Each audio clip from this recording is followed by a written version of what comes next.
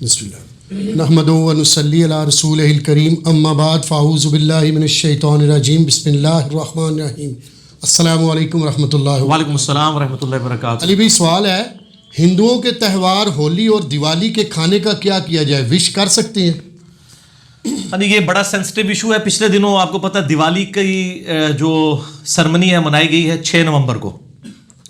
یہ ہندوؤں کے ہاں 2 بڑے تہوار منائے جاتے ہیں، ہولی کا اور دیوالی کا.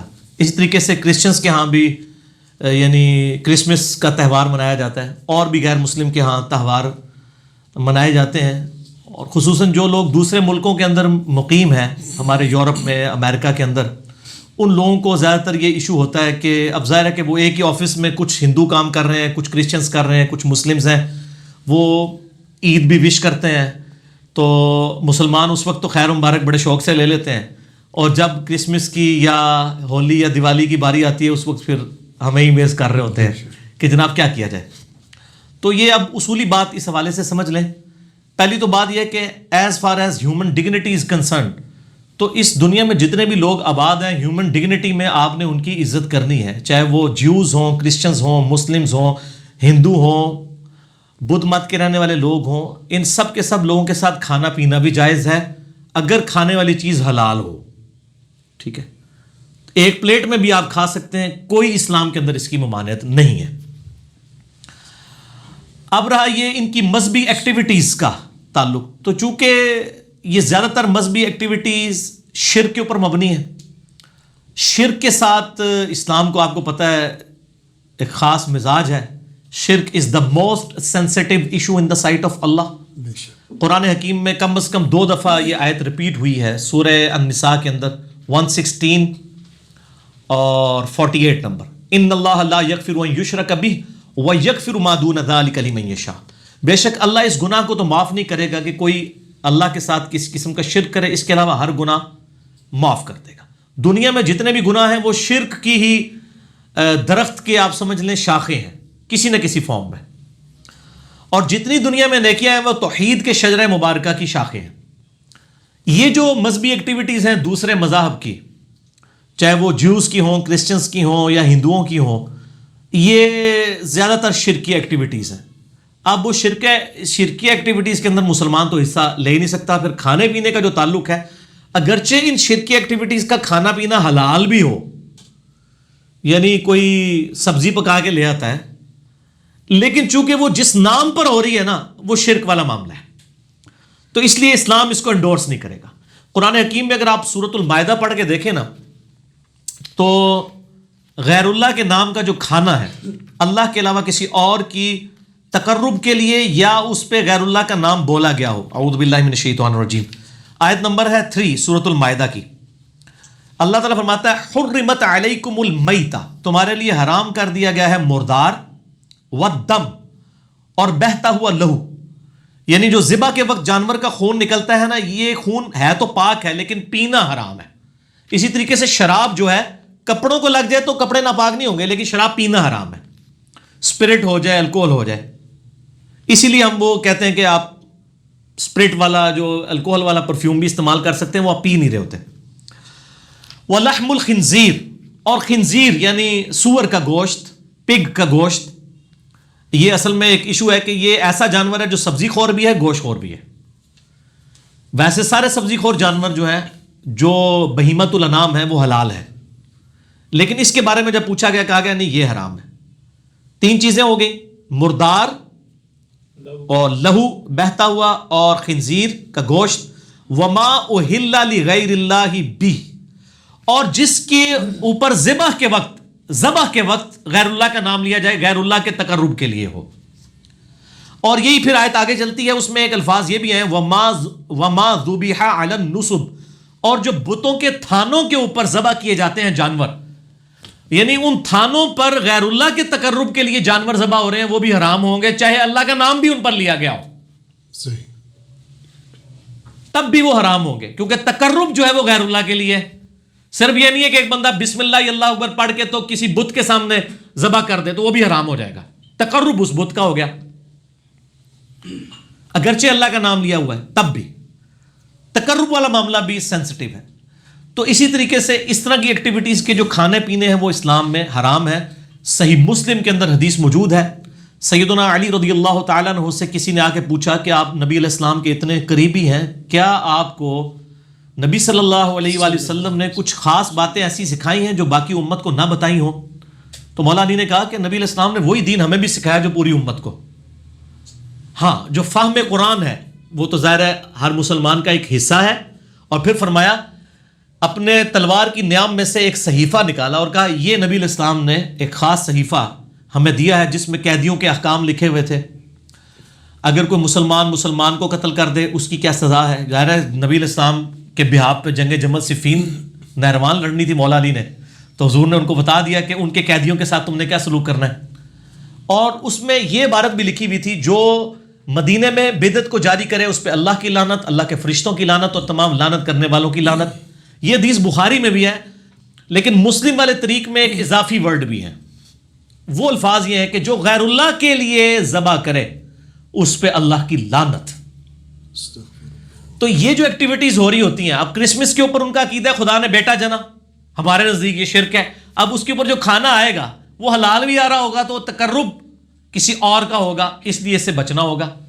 اور آپ لوگوں کو ایجوکیٹ کریں, ان سے نفرت نہ کریں, ان کو بتائیں کہ بھئی ہم گاڈ اورینٹڈ ہیں, آپ کی کتابوں میں بھی شرک حرام ہے, ہم ان ایکٹیویٹیز کو اس لیے سپورٹ نہیں کرتے کہ اس میں شرک ہے. اگر آپ شرک چھوڑ دیں اور شرک کے بغیر آپ کرسمس کے بارے میں کوئی صحیح عقیدہ رکھ لیں, حضرت عیسیٰ علیہ السلام کی پیدائش کے دن کو ایک انسان کی پیدائش کا دن سمجھیں, تو اس پہ آپ ہمیں کوئی لنگر بھی لا کے دے دیں اللہ کے نام کا, ہم کھا لیں گے, کوئی مسئلہ نہیں ہے, ہمیں کوئی چڑ نہیں ہے.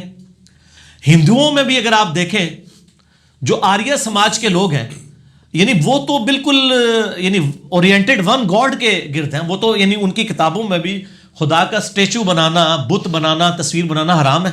اور ڈاکٹر ذاکر نائک نے پوری ویڈیو ریکارڈ کرائی ہے نا, سملیرٹیز بٹوین ہندوازم اینڈ اسلام, اردو میں بھی ہے اور انگلش میں بھی. آپ دیکھیں کہ ان کی کتابوں میں کس طرح کی توحید موجود ہے. تو ہندوؤں نے اگر اپنی توحید چھوڑ دی اور شرک اڈاپٹ کر لیے تو ان کو بتایا جائے بھائی آپ کی کتابوں میں تو یہ توحید لکھی ہے, ہم تو آپ کی کتابوں کی توحید کی وجہ سے آپ کے اس کھانے سے اوائڈ کر رہے ہیں. یہ جواب دیں, قرآن سے بعد میں دیں. تعالوا الی کلمۃ سواء بیننا و بینکم, آؤ اس بات پہ اکٹھے ہو جائیں جو تم میں اور ہم میں کامن ہے. سورہ آل عمران آیت نمبر 64. تو ہندوؤں کو ان کی کتابوں کا ریفرنس دیں, عیسائیوں کو ان کی کتابوں کا. ایک اور لیکچر دیا ڈاکٹر ذاکر نائک نے, سملیرٹیز بٹوین کرسچینٹی اینڈ اسلام, اردو میں بھی ہے انگلش میں بھی. اس میں انہوں نے بتایا کہ اس میں بھی سور کا گوشت حرام ہے, شراب حرام ہے, یہ چیزیں ان کو بتائیں.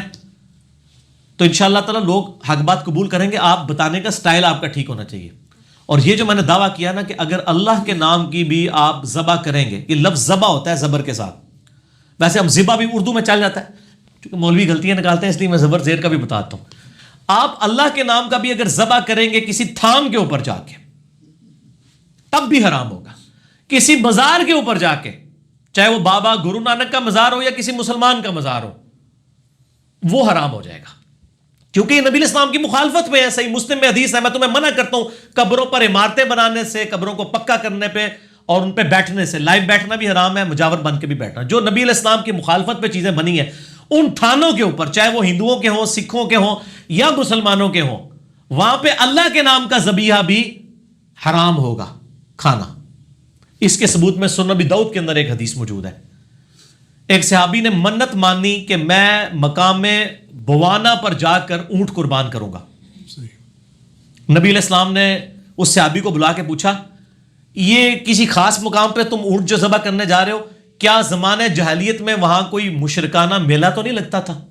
ہائے ہائے ہائے ہائے, امام الموحدین صلی اللہ علیہ وآلہ وسلم. یار اگر پرانے زمانے میں لگتا تھا تو اب کیا مسئلہ ہے, اب تو نہیں لگتا نا. کدھر نے کہا جی شاہ جی دی یاد تازہ بھی ہوندی ہے نا, یہ نہ کوئی کہہ دے جی پرانی یاداں دوبارہ جی تازہ ہو گئی ہیں. ان کا یا رسول اللہ کبھی مشرکانہ وہاں پہ میلہ یعنی نہیں لگا کرتا تھا. آپ نے کہا وہاں کوئی اس قسم کی یعنی ایکٹیویٹیز تو نہیں ہوتی تھی, کوئی خوشی کی ایکٹیویٹیز جو شرکیہ ہوں؟ تو کہا نہیں یا رسول اللہ صلی اللہ علیہ وسلم. تو پھر آپ صلی اللہ علیہ وسلم نے ان کو اجازت دی اور فرمایا کہ خدا کی نافرمانی میں جو منت ہے وہ پوری نہ کی جائے, اور وہ منت بھی پوری نہ کرو جس پہ تم اختیار نہیں رکھتے ہو. بعض اوقات ایک بندہ جناب منت مان لیتا جی میں روزانہ 100 نفل پڑھوں گا, اب یہ تو بڑا مشکل کام ہے. تو ایسی منت کو پھر توڑ دینا ہوگا. اور ایسی جو منت کا کفارہ وہ بخاری اور مسلم میں ہے کہ منت کو توڑنے کا کفارہ وہی ہے جو سورۃ المائدہ آیت نمبر 89 میں قسم کو توڑنے کا کفارہ ہے. ایک غلام آزاد کرو, غلام نہیں آزاد کر سکتے تو تم 10 مسکینوں کو کھانا کھلاؤ. اگر نہیں کھلا سکتے یا 10 مسکینوں کو کپڑے لے کے دو. اگر یہ نہیں کر سکتے یعنی بہت غریب ہو تو پھر تم مسلسل 3 روزے رکھو. یہی کفارہ ہے منت توڑنے کا بھی. منت آپ توڑ بھی سکتے ہیں اور قسم توڑنے کا بھی. تو نبی علیہ السلام نے فرمایا جس پہ تمہارا اختیار نہیں, جو مشکل ہو جائے, تمہارے بس سے باہر ہو جائے, وہ بھی منت پوری نہ کرو, اور اللہ کی نافرمانی میں بھی اپنی اس منت کو پورا مت کرو. اور جہاں تک تعلق ہے نا مشابہت اختیار کرنے کا, وہ ابو داؤد میں حدیث ہے جس نے جس قوم کے اندر مشابہت کی وہ اسی قوم میں شمار کیا جائے گا. یعنی اگر کوئی ریلیجس ایکٹیویٹیز میں حصہ لیتا ہے نا ہندوؤں کی, تو اللہ اور اس کے رسول کے ہاں وہ ہندو شمار کیا جائے گا, چاہے وہ مسلمان بھی ہو, اس کی داڑھی بھی ہو. یہ بڑا سینسٹیو ایشو ہے. بے شک. جس قوم کی مشابہت یعنی مذہبی مشابہت, یہ نہیں ہے کہ آپ نے ٹائی پہن لی ہے تو یہ مذہبی مشابہت ہے, اور ٹائی کو سلیب کے ساتھ جوڑتے ہیں. اور یار سلیب کے ساتھ ہوتا تو ویٹیکن سٹی میں بیٹھا ہوا پاپ جو ہے وہ بھی ٹائی لگا کے رکھتا. اس نے تو کبھی ٹائی نہیں پہنی, اس نے سلیب ہی لٹکائی ہوتی ہے. سلیب نہیں, یہ ٹائی تو مسلمانوں کی ایجاد ہے. خلیفہ ہارون رشید کے دور کے اندر یعنی یہ معاملات چلے ہیں. یہ کوئی مذہبی ان کا سمبل نہیں ہے. آج ہندو بھی ٹائی پہنتا ہے, آج مسلمان بھی پہنتا ہے, سکھ بھی پہنتا ہے, عیسائی بھی. یہ مذہبی نہیں ہے. مذہبی مشابہت حرام ہے. تو ٹائی پینٹ کوٹ کے اندر, پینٹ شرٹ کے اندر سارا وہ گھسا دیتے ہیں, کہتے ہیں یہ آپ ان میں سے اٹھائے جائیں گے. اور انہی مولانا صاحب کو پوچھیں گے آپ کے جیب میں جو مرید نے 40,000 روپے کا مفت آپ کو 76 موبائل گفٹ کیا ہوا ہے, 76 موبائل میں ذرا اس کو جوک کے طور پہ کہتا ہوں, اتنا لمبا موبائل جو اسمارٹ فون ہے, یہ کافروں کا نہیں بنایا ہوا, یہ مشابہت نہیں ہوگی. کہتے نہیں اس کی نہیں ہوگی مشابہت. وہ کہتے ہیں دیکھیں کوئی مذہبی ایکٹیویٹی تو نہیں ہے نا. تو سر پینٹ شرٹ کون سی مذہبی ایکٹیویٹی ہو گئی ہے؟ مذہبی ایکٹیویٹی کوئی شخص گلے میں سلیب لٹکا لے, ماتھے پہ سندور لگا لے, ہاتھ میں راکھی باندھ لے, یا سکھوں والا کڑا پہن لے, ٹھیک ہے, جو مذہبی ایکٹیویٹی ہو, مذہبی ایکٹیویٹی کو فالو کرنا اس قوم میں شمار ہوگا. اس طریقے سے ہولی, دیوالی اور یہ آپ کی کرسمس ہے, یہ چونکہ مذہبی ایکٹیویٹیز ہیں, ان کو آپ نے اوائڈ کرنا ہے, لیکن اخلاقیات کے دائرے میں.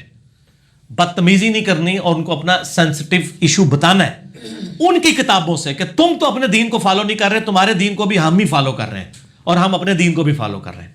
قرآن سے نا ان کو بتائیں. سب سے پہلے ان کو تعالوا الی کلمۃ سواء بیننا و بینکم, ان کو بتائیں کہ خدا کے ساتھ آپ کی کمٹمنٹ ہونی چاہیے. ہم چونکہ مسلمان خدا اورینٹڈ ہیں, اس لیے ہم ہولی, دیوالی یا کرسمس کے اوپر جو آپ وش کرتے ہیں یہ چونکہ شرکی ایکٹیویٹیز ہے, اس لیے ہم آپ وش نہیں, آپ اس کے علاوہ وش کریں. اگر کوئی انڈیا کی ٹیم کبھی کرکٹ میچ جیتتی ہے تو آپ خوشی میں ٹافیاں بانٹتے ہیں تو مسلمان بھی کھا لیں گے, کوئی مسئلہ نہیں ہے. ٹھیک ہوگا, ہمیں کوئی اعتراض نہیں ہوگا, یہ مذہبی ایکٹیویٹی نہیں ہوگی. ونس جب آپ مذہبی ایکٹیویٹی کریں گے, کفار کے ساتھ مشابہت ہوگی, وہ بڑا پھر سینسٹیو ایشو ہو جائے گا. اس لیے اس کو آپ نے اوائڈ کرنا ہے. اس کو اوائڈ کرنے کا طریقہ بھی میں نے بتا دیا. خالی میں لاہور دا راہ نہیں دسیا, لاہور جانے کا کرایہ بھی دے دیا, صرف راستہ نہیں بتایا آپ کو کہ اس طریقے سے اس ایشو کو غیر مسلم ملکوں میں رہنے والے لوگ ٹیکل کریں. ہندو کوئی کہ ان کو کہ آپ کی کتابوں میں شرک غلط لکھا ہوا ہے, غیر اللہ کے نام کی نیاز نہیں ہو سکتی. کرسچنس کو بھی بتائیں اور کہیں کہ یہ آپ اپنی کتابوں پہ نہیں چل رہے, دیکھو ہم مسلمان آپ کی کتابوں پہ آپ سے بڑھ کر چل رہے ہیں, آپ بھی ان چیزوں کو دیکھیں. ٹھیک ہو گیا؟ ٹھیک. علی بھی اگلا سوال ہے, آج کل حکومت ناجائز جگہ پر بنے مدرسے اور مساجد بھی مسمار کر دیتی ہے, کیا ایسے مدرسے اور مسجدیں گرانا اسلام میں جائز ہے؟ بہت سینسٹیو سوال ہے جی. ہمارے اسلام آباد میں تو زیادہ ایشو یہی ہے کہ زیادہ تر مسجدیں جو ہیں وہ ناجائز جگہوں کے اوپر بنی ہوئی ہیں, اور اس میں کسی حد تک گورنمنٹ کا بھی قصور ہوتا ہے. جب وہ ایک سیکٹر ڈکلیئر کرتی ہے, سپوز اسلام آباد میں ہر سیکٹر 2x2 کلومیٹر کا ہے, اب اس کے اندر مطلب ہزاروں لوگ رہ رہے ہیں, اس حساب سے مسجدیں بہت کم ہوتی ہیں. وہ کیا کرتے ہیں, بس ایک جو مرکز کے اندر ایک بڑی مارکیٹ ہے اس کے ساتھ ایک ایک فرقے کو ایک مسجد دے دیتے ہیں. چھوٹی مارکیٹوں میں تو مسجد ہی ایک ایک ہوتی ہے. وہ اب دیوبندی ہتھیال ہیں, بریلوی ہتھیال ہے, اہل حدیث ہتھیال ہے, وہ اب ایک پوری لادہ سٹوری ہے کیسے ہتھیاتے ہیں یہ سیکٹروں میں. وہ پہلے ہی یعنی پہلے ایک چھوٹے سے خیمہ لگا لیتے ہیں, ابھی سیکٹر ڈیولپ بھی نہیں ہوا ہوتا, پھر وہ تھانے تک پھر وہ مار کٹائی کرتے ہیں. جو جس کے پاس زیادہ اسلحہ ہوتا ہے, زیادہ بدماش ہوتا ہے, وہ مسجد پہ قبضہ کر لیتا ہے. الٹیمیٹلی اس طرح چلتا ہے. اب خیر حکومت کی ڈکلیئر پالیسی آئی ہے کہ جی آپ نے جو ہے نا وہ اتنی مسجدیں بریلویوں کو دینی ہے، اتنی آپ نے جو ہے وہ دیوبندیوں کو دینی ہے، ایک آدھ شیعہ کو بھی، ایک آدھ اہل حدیث کو بھی دینی، ان کو تھوڑی دیتے ہیں، باقیوں کو ذرا زیادہ دیتے ہیں آبادی کے حساب سے، چونکہ مسجدیں فرقوں کی ہیں نا، اللہ کے نام کی مسجدیں تو بڑی تھوڑی ہیں. تو اب جن کو مسجدیں نہیں ملتی، اب ظاہر ہے کہ وہ ہماری طرح کے تو نہیں ہے کہ وہ سب کے پیچھے نماز پڑھ لیں، وہ کہتے ہیں نہیں ہم اپنے فرقے کی یہاں مسجد بنائیں گے. اب مسجد نہیں ہوتی تو وہ کیا کرتے ہیں، کسی نالے کے کنارے پہ کوئی پلاٹ جو ہے نا وہ سیدھا پدرا کر کے، یا گرین بیلٹ کے اندر کوئی ایک کھوکے کے ساتھ کوئی دیکھ کے نہ قبضہ کر کے نماز شروع کرا دیتے ہیں. اب ظاہر ہے گورنمنٹ میں بھی مسلمان ہی ہیں، وہ بیچارے ڈرتے ہیں یار مسجد نہ گرا دیں، کل کو جب مسجد گرتی ہے کہتے ہیں مسجد گرا دی. میرے بھائیوں، ایسی مسجدیں جو ناجائز جگہوں پر بنی ہوں ان کو گرانا واجب ہے، یہ حق تلفی ہے، ان کو گرانا واجب ہے. آپ پوچھ رہے ہیں کہ یہ ناجائز، وہ مسجد ہی ناجائز جگہ پہ بنی تھی، گرانا ضروری ہے. اس حوالے سے ایک مجھے ضمناً ایک حدیث یاد آ گئی، بخاری اور مسلم دونوں میں، یہ بڑی رکت انگیز حدیث ہے. آپ کو مشکات میں بھی جو تیسری جلد میں کرامت کا بیان ہے اس میں یہ حدیث ملے گی. ایک صحابی تھے سیدنا سعید ابن زید بن عمر بن نفیل، یہ جو تھے صحابی رضی اللہ تعالیٰ عنہ، یہ حضرت عمر کے بہنوئی ہیں، اور یہ وہی ہیں کہ جب ان کے سامنے جو سنن نسائی الکبریٰ میں، سنن نبی داؤد میں آتا ہے کہ جب حضرت علی پہ لعنت کروائی گئی تو حضرت مغیرہ ابن شعبہ اور حضرت معاویہ رضی اللہ تعالیٰ عنہما کو انہوں نے روکا تھا. سعید ابن زید، اور عشرہ مبشرہ والی حدیث بیان کی تھی، ابو بکر جنت میں، عمر جنت میں، عثمان جنت میں، علی جنت میں، یہ والی حدیث. یہ وہ ہے سعید ابن زید، یہ شروع کے مسلمانوں میں سے ہے، اور 10 جو صحابی جنتی ہیں ان میں یہ بھی شامل ہے، سعید ابن زید. ان کے جو والد تھے نا عمر بن نفیل، وہ زمانے جاہلیت میں بھی موحد تھے. صحیح بخاری میں آتا ہے، امام بخاری نے ان پہ باب باندھا ہے. وہ اس زمانے میں بھی بتوں کا ذبیحہ نہیں کھایا کرتے تھے، اور کہتے تھے میں ابراہیمی دین کے اوپر ہوں. اسی لیے ان کا بیٹا دیکھے نا، اس نے فوراً اسلام قبول کر لیا. سعید ابن زید بخاری اور مسلم دونوں میں آتا ہے. مشکات میں تیسری جلد میں آپ کو کرامت والے بیان میں ملے گا اس صحابی کی کرامت. ایک کرامتیں وہ جو آپ کے بزرگ بابے جھوٹی بیان کرتے ہیں کتابوں سے، ایک ہمارے صحابہ کرام کی کرامتیں جو بخاری مسلم میں. سعید ابن زید کی کرامت. سعید ابن زید کے بارے میں عروہ رضی اللہ تعالیٰ عنہ روایت کرتے ہیں. عروہ ابن زبیر جو عبداللہ ابن زبیر کے چھوٹے بھائی تھے، تابعی، حضرت عائشہ کے بھانجے رضی اللہ تعالیٰ عنہ وسلام اللہ علیہ. یہ لفظ عروہ عین کے اوپر پیش ہے. یہاں کئی لڑکیوں کے نام بھی عروہ رکھے ہوئے ہوتے ہیں، یہ مردانہ نام ہے عروہ. عین را واو تے وہ ہا بن جاتی ہے عروہ. لفظ عروۃن، عروہ. ہاں ایک زنانہ نام بھی ہے، وہ ہے اروا. یہ ہے عروہ عین سے، وہ ہے الف سے. اروا، الف را واو اور یا کے اوپر کھڑا زبر.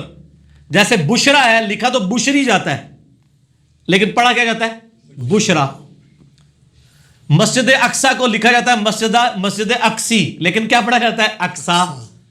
اس طرح یہ لفظ ہے اروا، الف را واو یا. ایڈا مشکل نہ رکھنا لینا، ویسے میں تم دس رہا. اروا جو نام ہے نا، یہ لڑکیوں والا نام ہے. یہ مجھے اس لیے یاد ہے کہ اس حدیث میں دونوں نام ہیں. عروہ بن زبیر روایت کر رہا ہے کہ ایک اروا نامی عورت تھی، اس نے سعید ابن زید پر یہ الزام لگایا کہ اس نے میری زمین کے اوپر قبضہ کر لیا. بخاری مسلم دونوں میں حدیث ہے. مقدمہ جو ہے وہ مروان بن حکم گورنر مدینہ کے پاس پیش ہوا. مروان بن حکم نے سعید ابن زید کو بلایا اور کہا بھی آپ کے اوپر مقدمہ ہے کہ آپ نے اس کی زمین کے اوپر قبضہ کیا. ہائے ہائے ہائے. سعید ابن زید کیا کہتے ہیں؟ وہ کہتے ہیں میں کسی کی زمین پر قبضہ کرنے کا سوچ بھی سکتا ہوں، جبکہ خود میں نے اپنے کانوں سے نبی علیہ السلام سے یہ بات سنی تھی کہ جس نے ایک بالشت بھی زمین کسی کی دبائی، ایک گٹ 9 انچ، 7 زمینوں کا توق اس کے گلے میں قیامت والے دن ڈال دیا جائے گا. یہاں تو لوگ پورے پورے پلاٹ ہڑپ کر جاتے ہیں بہنوں کے اور بھائیوں کے. ایک بالش زمین بھی دبا لی. جس شخص نے یہ بات خود سنی ہو اپنے نبی علیہ السلام سے، وہ شخص سوچ بھی سکتا ہے کہ کسی عورت کی زمین پہ قبضہ کر لے. تو مروان بن حکم نے کہا بس مجھے اس سے زیادہ ضرورت نہیں ہے، آپ صحابی ہیں، آپ کا کہنا ہی کافی ہے. انہوں نے کہا بس نہیں، ٹرک. انہوں نے کہا کہ اے اللہ اس عورت نے میرے اوپر جھوٹا الزام لگایا. یہ میٹھی میٹھی بات ہے جی. آپ ہوتے تو کہتے میٹھی بات چھوڑ دو, معاف کر دو, علمی غلطی کہہ دو.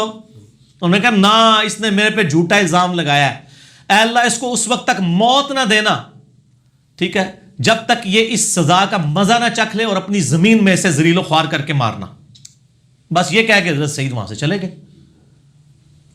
وہ راوی کہتے ہیں کہ ہم نے پھر اپنی آنکھوں سے دیکھا کہ وہ عورت پاگل ہو گئی, ٹھیک ہے جی, اور وہ اپنی زمین میں جو ہے وہ پھرتی تھی, کوئی اس کو منہ نہیں لگاتا تھا, اور اسی زمین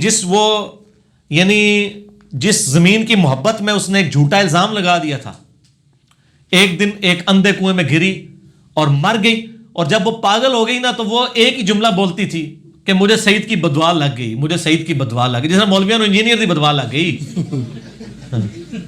یہی کہنا سانو بدوا لگ گئی. وہ ایک کراچی والا مفتی کہتا ہے یار زیادہ پریشان نہ ہو, اہل حدیث ہم سے زیادہ پریشان ہے, ٹھیک ہے نا. اہل حدیث کے علماء کیا کہتے ہیں, وہ کہتے ہیں جناب ہم نے اتنی محنت سے بندے بنائے, میرا دل چیرتا ہے کہ وہ دوسری طرف چلے جاتے ہیں. جس طرح ان کو انجینئر کی بدوا لگی ہے نا, اس طرح ان کو اس عورت کو بدوا لگ گئی حضرت سعید ابن زید کی, اور وہ اندھے کنویں میں گر کے مر گئی. اور وہ کہتی تھی کہ مجھے بدوا لگی, جس طرح یہ کہتے ہیں نا ہمیں بدوا لگ گئی ہے. تو اس حدیث کو مشکات والوں نے کرامت والے چیپٹر میں لیا ہے. ایک بالش زمین دبانے پہ جو ہے وہ توق ڈالا جائے گا, چاہے وہ بالش کسی نے اپنے لیے دبائی ہو, یا مسجد کے نام کے اوپر چندہ کھایا ہو, یا مسجد کے لیے پلاٹ لیا ہو. یہ حرام ہے, ایسی مسجدیں مسمار کر دینی چاہیے.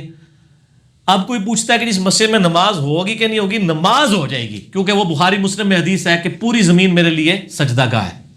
نماز ضرور ہو جائے گی اس مسجد میں اگر کوئی پڑھتا ہے, لیکن آپ احتجاجاً ایسی مسجدوں میں نماز نہ پڑھا کریں, اس سسٹم کو سپورٹ نہ کریں. اگر کوئی پڑھ لے گا تو نماز ہو جائے گی اس کی, لیکن اس سسٹم سے علیحدہ ہوں کہ اس طرح کی جو قبضے کی مسجدیں نا, یہ گرانی چاہیے. حکومت کا کام ہے کہ گرائے, اور ساتھ یہ بھی ہے کہ وہ پیرلل میں اتنی مسجدیں دیں کہ لوگوں کو اس طرح کی مسجدیں نہ بنانی پڑیں. ٹھیک ہو گیا, ٹھیک ہو گئی. علی بھی اگلا سوال ہے, میں دیوبندی ہوں لیکن آپ کو کافی سنتا ہوں. مجھے ایک دوست نے اصول کرخی کی تصویر سینڈ کی, جس میں لکھا تھا کہ اگر قرآن حکیم کی واضح آیت اور حدیث اب بھی ہمارے امام کے قول کے خلاف ہو تو امام کا قول ہی لیں گے اور قرآن و حدیث کی تعویل کریں گے. علی بھی کیا واقعی اسلام کی تاریخ میں ایسے لوگ بھی تھے؟ اسلام کی تاریخ میں نہیں سر, حال میں بھی موجود ہیں. یہ اصول کرخی نہیں ہے, یہ لفظ ہے اصول کرخی. کرخی, ہاں جی, یہ فقہ حنفی کی یعنی ایک بنیادی کتاب ہے. ٹھیک. اصول اور فروع کا میں نے آپ کو فرق بتایا تھا نا. اصول کہتے ہیں عقیدے کی بات کو, فروع کہتے ہیں جو فقہی مسائل ہیں. آپ فروعی لفظ بولتے ہیں, فروع لفظ ہے. تو یہ ان کی بنیادی بات ہے کہ اگر کوئی قرآن کی آیت یا حدیث بھی ہمیں اپنے امام کے قول کے خلاف مل جائے تو ہم قرآن و حدیث کو نہیں مانیں گے, اپنے امام کے قول کو مانیں گے. یہ اماموں کی تعلیمات نہیں تھی. اماموں نے تو یہ فرمایا تھا ہماری کوئی بات کتاب و سنت کے خلاف ہو یا صحابہ کرام کے اقوال کے خلاف تو چھوڑ دو. ٹھیک ہے, تو یہ سر آج بھی موجود ہے, آپ چیک کر سکتے ہیں, ہر گلی میں موجود ہے. اور اس کا آسان سا طریقہ ہے کہ آپ بڑے بھول پن میں جا کے آپ قرآن کا پہلا صفحہ کھولیں سر, اس میں پڑھیں ایاک نعبد و ایاک نستعین, اے اللہ ہم صرف تیری عبادت کرتے ہیں, صرف تجھی سے دعا مانگتے ہیں. اس کے بعد آپ لوگوں کو یہ سمجھائیں میٹھے انداز میں کہ دیکھیں آپ حضرت علی علیہ السلام کو مدد کے لیے نہ پکاریں, مولا علی علیہ السلام بھی اللہ کو پکارتے تھے, آپ یا علی مدد نہ کہیں بلکہ اللہ کو پکاریں, یا حیو یا قیوم برحمتک استغیث کہیں. تو آپ یہ قرآن پاک کا پہلا صفحہ منوا کے بتا دیں. پاکستان میں کروڑوں لوگ ہیں جو ماننے کے لیے تیار نہیں ہوں گے سر, لاکھوں میں نہیں کروڑوں میں. تو یہ اگر یہ بزرگ بابے لکھ کے گئے تو ان کی جائز اولاد, یہ ناجائز اولاد نہیں ہے, جائز اولاد ہے, کیونکہ وہ اسی پیٹرن کے اوپر چل رہی ہے. ٹھیک.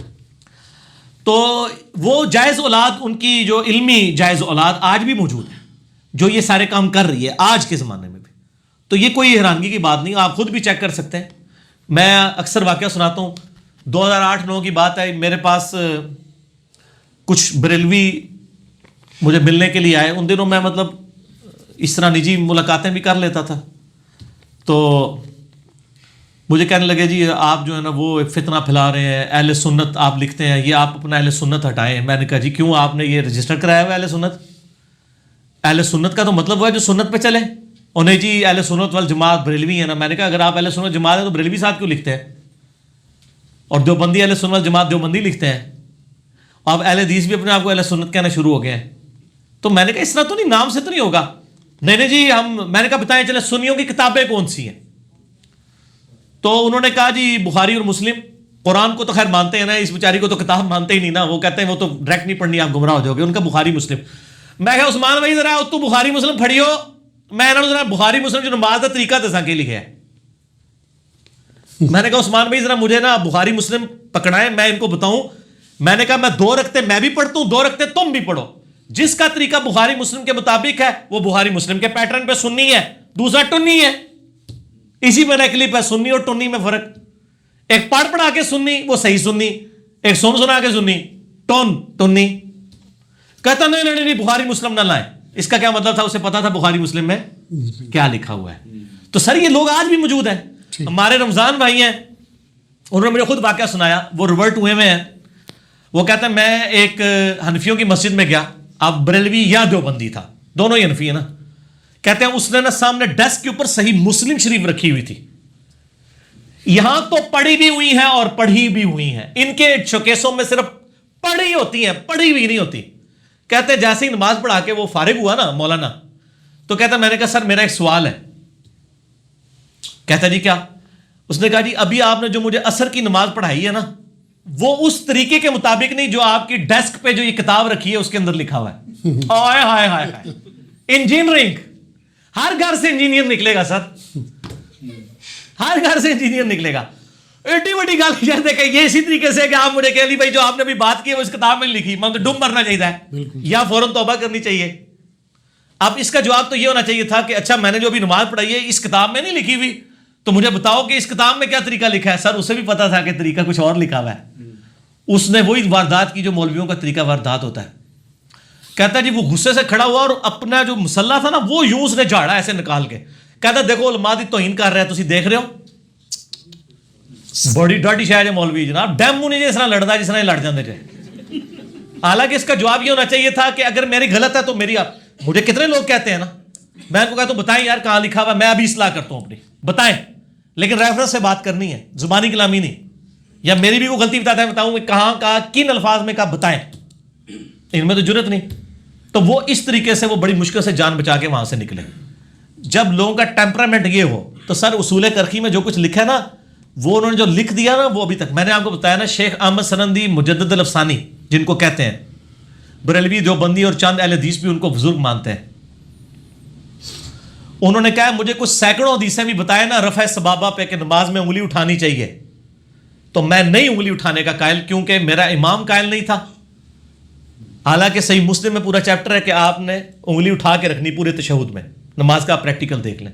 اس نے کہا مجھے آپ ساری حدیثیں بھی دکھا دو، میں نہیں مانوں گا.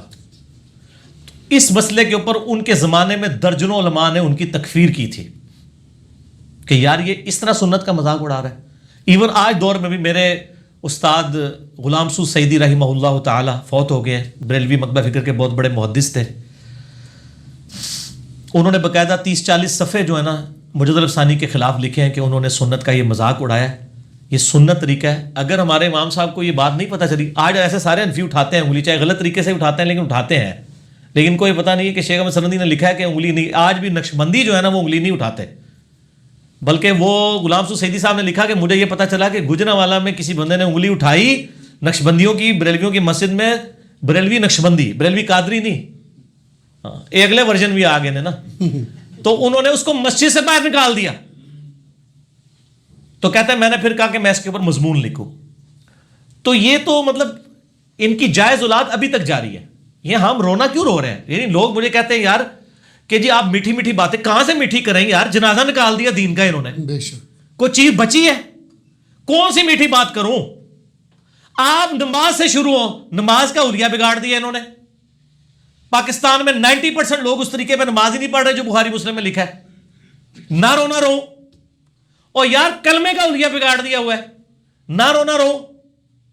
آپ کہہ رہے ہیں درود شریف کے فضائل بیان کروں، اس میں بھی رونا رہوں گا. انہوں نے لکھا ہے درود ابراہیمی پڑھنا گناہ ہے، اور سر جیڑا کٹو گے لال نکلتا ہے. مجھے آپ دنیا میں ایک مسئلہ بتائیں جس کے اندر کوئی اختلاف نہ ہو.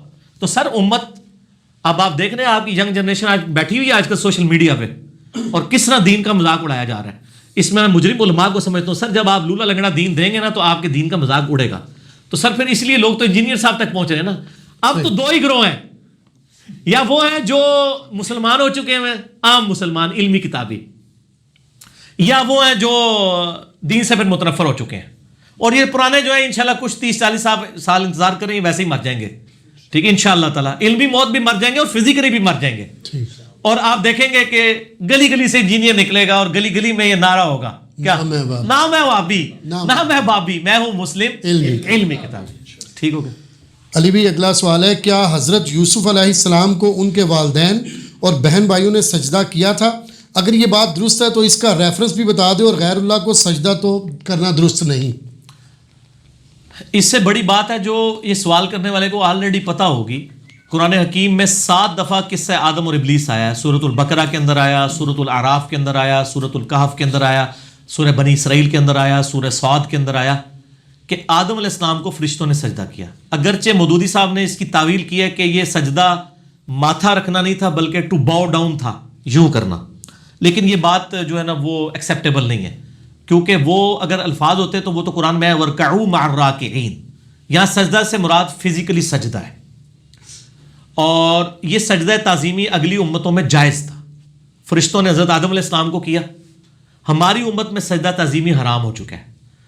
وہ حدیث ابو داؤد میں, ترمذی میں, ابن ماجہ میں موجود ہے کہ ایک صحابی کوفے کے پاس ہیرا نامی شہر میں گئے, وہاں انہوں نے دیکھا کہ لوگ اپنے سردار کو سجدہ کر رہے ہیں. تو وہ جب مدینہ شریف آئے, ٹھک آ کے نبی علیہ السلام کو انہوں نے سجدہ کیا. نبی علیہ السلام نے سر اٹھا, یہ کیا کر رہا ہے؟ کہا یا رسول اللہ وہ تو اپنے سردار کو کرتے ہیں, آپ تو اللہ کے پیغمبر ہیں. اس میں کہتا ہوں کہ صحابی کا اجتہاد بھی نہیں مانا جائے گا اگر کتاب اللہ اور سنت اور اجماع کے خلاف ہوگا. صحابی نے اجتہاد بالکل ٹھیک کیا, وہ اپنے سردار کو کر رہے ہیں, ہم اپنے سردار کو. آپ فرمایا کہ جب میں فوت ہو جاؤں گا تم میری قبر سے گزرو گے, کیا میری قبر پہ بھی سجدہ کرو گے؟ کہا یا رسول اللہ نہیں. تو فرمایا پھر مجھے کو سجدہ کر رہے ہو؟ اگر میں سجدہ جائز سمجھتا تو بیویوں کو کہتا اپنے خامدوں کو سجدہ کریں اس حق کے سبب جو اللہ نے ان کو دی ہے. تو اس امت میں سجدہ تعظیمی حرام ہو چکا ہے, اگلی امتوں میں جائز تھا. تو اسی کی ایک کڑی تھی جو سورہ یوسف میں آیا ہے شروع میں, کہ حضرت یوسف علیہ السلام نے خواب دیکھا تھا, اور نبی کا خواب وحی الہی ہوتا ہے کہ جو ہے سورج, چاند اور ستارے 11 انہوں نے ان کو سجدہ کیا ہے. تو انہوں نے کہا تھا کہ اپنے بھائیوں سے اس کا ذکر نہ کرنا. وہ 11 بھائی تھے, سورج چاند سے مراد ان کے ماں باپ تھے, انہوں نے ان کو پھر سجدہ کیا تھا. وہ سورج یوسف کے اینڈ پہ آتا ہے. پھر انہوں نے کہا یہ میرے اس خواب کی تعبیر ہے. تو اس وقت سجدہ تعظیمی جائز تھا, لیکن سجدہ عبادت ہمیشہ سے اللہ کے لیے رہا ہے. اب تو سجدہ تعظیمی بھی ختم ہو گیا نا. اور میں اس پہ ایک جملہ بولتا ہوں کہ جس طرح اللہ تعالیٰ نے توحید کو کامل کیا نا اس امت میں, اس طرح کی توحید پہلے کبھی کامل نہیں تھی. اس طرح کی کامل کہ سجدہ تعظیمی بھی حرام کر دیا, اور پھر ختم نبوت کو کامل کیا ہے کہ اگلی امتوں میں کشف اور الہام ہوتا تھا, ہماری امت میں وہ بھی ختم کر دیا. صحیح. مسئلہ 6A اور 6B میرا ریکارڈڈ ہے, کشف, الہام اور علم الغیب کے اوپر. تو یہ سجدہ تعظیمی جو ہے نا آج کل جو ہے وہ نہیں ہے, پہلے تھا. اس کی حرمت احادیث میں آئی ہے, قرآن پاک میں ڈائریکٹلی کوئی حرمت نہیں آئی ہے. ایک جگہ آیا کہ سورج, سورہ حمیم سجدہ میں نہ سورج کو سجدہ کرو نہ چاند کو, بلکہ اس کو کرو جس نے ان کو پیدا کیا ہے. لیکن یہ بھی آپ انڈائریکٹلی کہہ سکتے ہیں, کیونکہ اسی قرآن میں لکھا ہے کہ حضرت آدم کو فرشتوں نے سجدہ کیا. سجدہ تعظیمی کی حرمت قرآن میں نہیں ہے, حدیث کے اندر ہے. اسی کے لیے آپ کو پتہ ہے آج بھی آپ کی امت میں کچھ لوگ ایسے ہیں جو سجدہ تعظیمی غیر اللہ کے لیے جائز سمجھتے ہیں, اور وہ فقہ حنفی میں. اور ان کے رد پہ امام احمد بریلوی صاحب نے کتاب لکھی ہے. کس نے؟ احمد بریلوی صاحب نے ان کے خلاف کتاب لکھی ہے کہ سجدہ تعظیمی حرام ہے. احمد بریلوی صاحب نے لکھا کہ ہمارے فقہائے احناف یعنی حنفی علماء میں 2 گروہ ہیں. کچھ بادشاہ کے لیے سجدہ تعظیمی کو جائز سمجھتے ہیں اور کچھ سجدہ تعظیمی کو حرام سمجھتے ہیں. پھر انہوں نے کہا نہیں, سجدہ تعظیمی حرام ہے. جب نص موجود ہے تو سجدہ تعظیمی حرام ہے. اسی جب میں منکرین حدیث کو پھکی دیتا ہوں تو ان کو کہتا ہوں قرآن سے سجدہ تعظیمی کی حرمت بتاؤ. اگر تم صرف قرآن کو حجت مانتے ہو, سنت بھی حجت ہے, اور آج کی ڈیٹ میں حدیث بھی سنت میں ہی داخل ہوگی. اگرچہ اس میں فرق ہے, یوٹیوب پہ میرا کلپ ہے سنت اور حدیث میں فرق. تو سجدہ تعظیمی کی حرمت احادیث کے اندر آئی ہے, اور احمد بریلوی صاحب نے باقاعدہ کتاب لکھی ہے. اب یہ ایک المیہ ہے کہ سب سے زیادہ قبروں کو سجدے بریلوی کر رہے ہیں, تو ان کو ایجوکیٹ کرنے کی ضرورت ہے کہ آپ جس کو امام مانتے ہیں ان کا سلام پڑھتے ہیں. اب ربیع الاول شریف شروع ہے, آپ نے جگہ جگہ پڑھنا ہے مصطفیٰ جان رحمت پہ لاکھوں سلام. تو جنہوں نے یہ کلام لکھا ہے نا, انہوں نے تو سجدہ تعظیمی کو حرام لکھا ہے ایون انہوں نے کہا ہے کہ روزہ شریف کی جالیوں کو ہاتھ لگانا بھی حرام ہے اور حد رکوع جھکنا بھی حرام ہے, قبر پہ دیا جلانا بھی حرام ہے. یہ میں نے کئی حوالے پیش کیے ہیں اس کے, ٹھیک ہے نہیں, اور یوٹیوب کے اوپر میرے کلپ اس حوالے سے رکھے ہوئے ہیں. قوالی پر اعلیٰ حضرت کا فتویٰ, اس میں نے HD کیمرے میں احکام شریعت کی ویڈیوز میں ساری چیزیں دکھائی ہیں. قوالی پر اعلیٰ حضرت کا فتویٰ. تو لوگ اپنی تعلیمات کو بھلا چکے ہیں. ایون آپ کو آج میں بڑی اسٹانشنگ بات بتاؤں, یہ بات ہے آلموسٹ 1999 کی. اس وقت ہم دعوت اسلامی میں تھے, تو ہم انجینئرنگ یونیورسٹی ٹیکسلا سے اپنا ایک مدنی قافلہ لے کر نا قائد اعظم یونیورسٹی اسلام آباد گئے. اس کی مسجد میں 3 دن کے لیے ٹھہرے. وہاں پہ قائد اعظم یونیورسٹی کے ایک پروفیسر میرے پاس آ کے بیٹھ گئے. اس دنوں میں سبز پگڑی باندھتا تھا, تو مجھے کہنے لگے کہ یہ جو نماز کے بعد بریلوی کلمہ پڑھتے ہیں یہ ٹھیک ہے. میں نے ان سے کہا کہ جی ہم اسے غلط تو نہیں کہتے, لیکن بہتر ہے کہ نہ پڑھا جائے. وہ بڑا حیران ہوا, آپ بریلوی ہو کے یہ بات کر رہے ہیں؟ میں نے کہا اس لیے کہ جی احمد صاحب بریلوی صاحب نے منع کیا ہے اس چیز سے کہ نمازی کے پاس آپ نہ قرآن اونچی آواز میں پڑھ سکتے ہیں نہ ذکر کر سکتے ہیں, تو کلمہ تو آپ پڑھ ہی نہیں سکتے. اسی لیے آپ دیکھیں گے دعوت اسلامی کے جو اپنے مرکز ہے نا کراچی, جہاں الیاس قادری صاحب بیٹھے ہوئے ہیں, میں نے وہاں کئی نمازیں الیاس قادری صاحب کے پیچھے پہلی صف میں پڑھی ہوئی ہیں. میں 99 کی بات کر رہا ہوں, آج ہے 11 نومبر 2018, یعنی 20 سال پہلے کی. تو وہاں کسی نماز کے بعد کلمہ نہیں پڑھا جاتا اونچی آواز میں, خاموشی اختیار کرتے ہیں. تو وہ مجھے پروفیسر کہنے لگے کہ میں نے یہ اس لیے آپ سے پوچھا کہ میں پچھلے دنوں انڈیا گیا ہوا تھا کوئی کانفرنس کے سلسلے میں, تو میں نے ایک نماز احمد بریلوی صاحب کے جو مزار پہ مسجد ہے نا بریلی میں, جہاں منظور الاسلام بریلی مدرسہ 1896 میں بنا, اس میں نے عصر کی نماز پڑھی ہے. تو وہاں بھی نماز کے بعد کلمہ کوئی نہیں ہوتا. تو یہ پاکستان والے بریلوی کو کلمہ پڑھتے ہیں. میں نے کہا پاکستان میں بھی سارے نہیں پڑھتے ہیں, یہاں میں بھی جن کو سمجھ ہے وہ نہیں پڑھتے. تو احمد بریلوی صاحب کے مزار پہ یہ انڈیا والے بھی دیکھ رہے ہیں, اگر تسلی کرنی ہے تو بریلی شریف چلے جائیں آپ. یہ شریف آپ کی وجہ سے لگا رہا ہوں میں. تو میں تو اور کئی شریفوں کو شریف نہیں کہتا, میرے نزدیک 2 ہی شریف ہیں, مکہ شریف اور مدینہ شریف, کیونکہ حرمین وہی ہیں. باقی آپ کے بنائے ہوئے شریف ہیں, وہ تو لوگ میری محبت میں جہلم کو بھی شریف کہہ دیتے ہیں, تو وہ کہتے رہے آپ. تو آپ بریلی تشریف لے جائیں اور وہاں جا کے آپ نماز پڑھ کے دیکھیں کہ وہاں اونچی آواز میں کلمہ ہوتا ہے کہ نہیں. تو آپ بریلی علماء کی ذمہ داری نہیں کہ اپنی پبلک کو یہ بات بتائیں,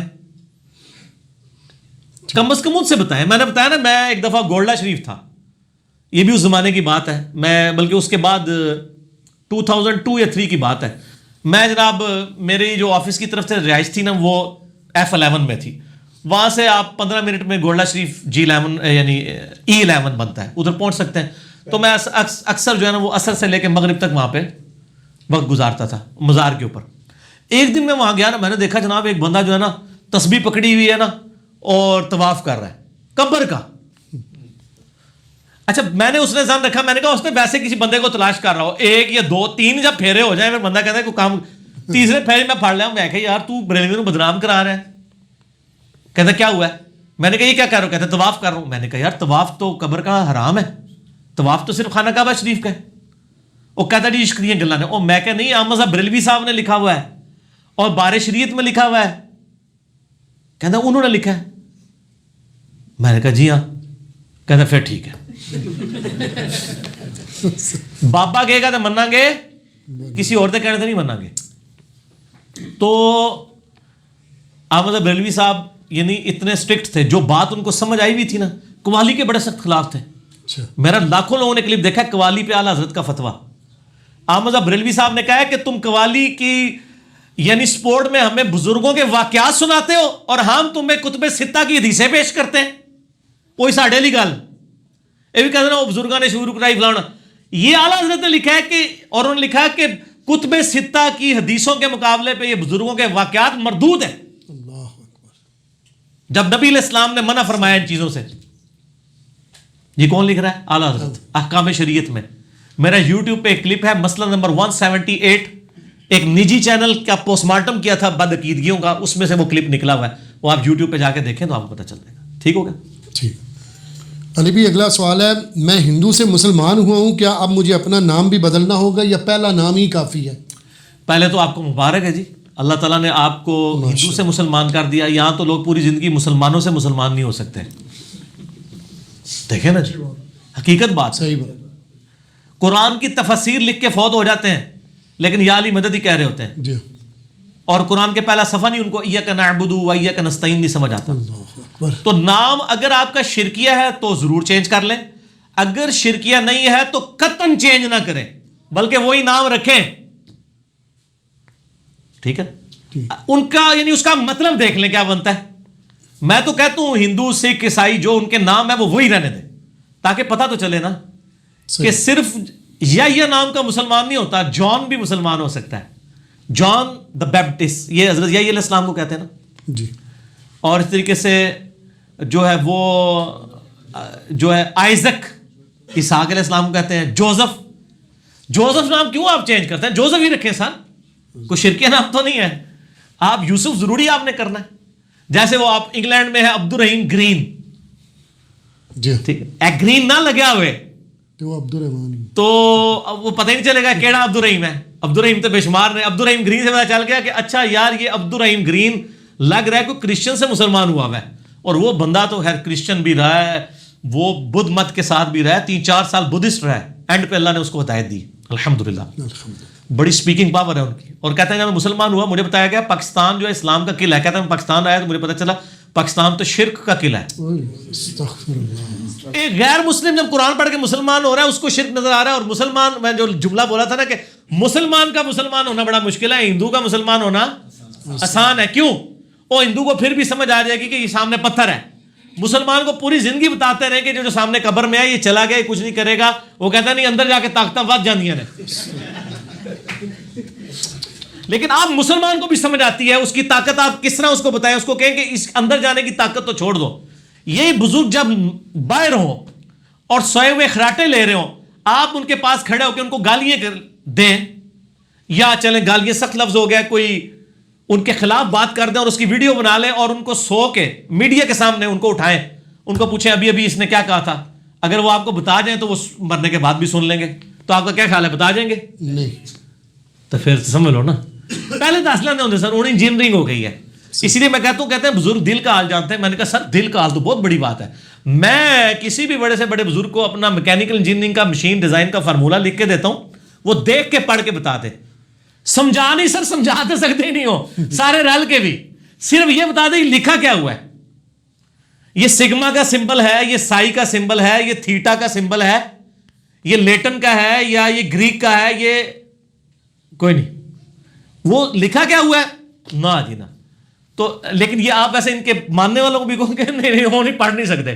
تو سر دل کا حال کون پڑھ سکتا ہے؟